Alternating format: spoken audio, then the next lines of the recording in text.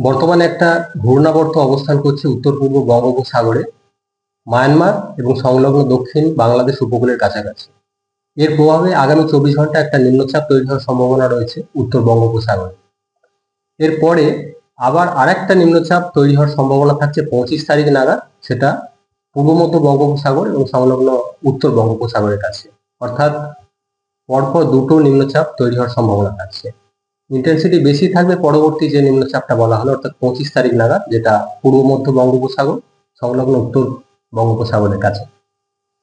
এই সেকেন্ড যে নিম্নচাপটা, এটার ইন্টেন্সিটি বেড়ে একটু ডিপ্রেশনে অর্থাৎ গভীর নিম্নচাপে পরিণত হওয়ার সম্ভাবনা থাকবে। প্রত্যাশিত গতির অভিমুখ পশ্চিম উত্তর পশ্চিম দিকে, অর্থাৎ দক্ষিণ উড়িষ্যা, উত্তর অন্ধ্রপ্রদেশ উপকূলের দিকে 26 তারিখ নাগাদ দিয়ে একটা গভীর নিম্নচাপ অর্থাৎ ডিপ্রেশনে পরিণত হওয়ার সম্ভাবনা থাকবে।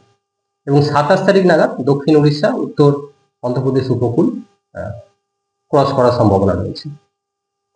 এর প্রভাবে দক্ষিণবঙ্গের জন্য আগামী 5 দিন বৃষ্টিপাতের সম্ভাবনা থাকছে সব জেলাগুলিতেই। দু এক জায়গা বজ্রবিদ্যুতের সম্ভাবনা রয়েছে। দমকা হাওয়া 30 থেকে 40 কিলোমিটার প্রতি ঘন্টায় থাকার সম্ভাবনা। প্রধানত হালকা থেকে মাঝারি ধরনের বৃষ্টিপাতের সম্ভাবনা থাকছে। কিছুটা বেশি থাকার সম্ভাবনা রয়েছে 22 থেকে 23 তারিখের মধ্যে উপকূলের কাছাকাছি জেলাগুলো, যেমন 22 তারিখ নাগাদ পূর্ব পশ্চিম মেদিনীপুর, দক্ষিণ 24 পরগনা এই জেলাগুলো দু এক জায়গায় ভারী বৃষ্টির সম্ভাবনা থাকছে। 23 তারিখ নাগাদ পূর্ব পশ্চিম মেদিনীপুর, দক্ষিণ 24 পরগনা এবং বাঁকুড়া এই জেলাগুলো দু এক জায়গায় ভারী বৃষ্টির সম্ভাবনা। অন্যান্য জেলাগুলো দক্ষিণবঙ্গে হালকা থেকে মাঝারি ধরনেরই বৃষ্টিপাতের সম্ভাবনা থাকছে। কলকাতা পার্শ্ববর্তী অঞ্চলের জন্য আগামী 4-5 দিন প্রধানত মেঘলা আকাশ এবং হালকা থেকে মাঝারি ধরনেরই বৃষ্টিপাতের সম্ভাবনা রয়েছে।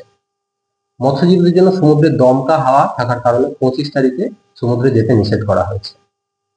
উত্তরবঙ্গের জন্য আগামী 5-6 দিন প্রধানত হালকা ধরনের বৃষ্টিপাতের সম্ভাবনা থাকছে। তাহলে সতর্কবার্তা কি?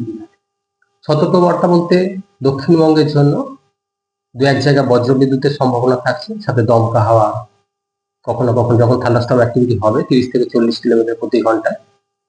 ভারী বৃষ্টির সতর্কতা থাকছে উপকূলের কাছাকাছি জেলাগুলো 22 থেকে 23 তারিখের মধ্যে। 22 তারিখে পূর্ব পশ্চিম মেদিনীপুর, দক্ষিণ 24 পরগনা। 23 তারিখ পূর্ব পশ্চিম মেদিনীপুর, দক্ষিণ 24 পরগনা এবং সেই সাথে বাঁকুড়া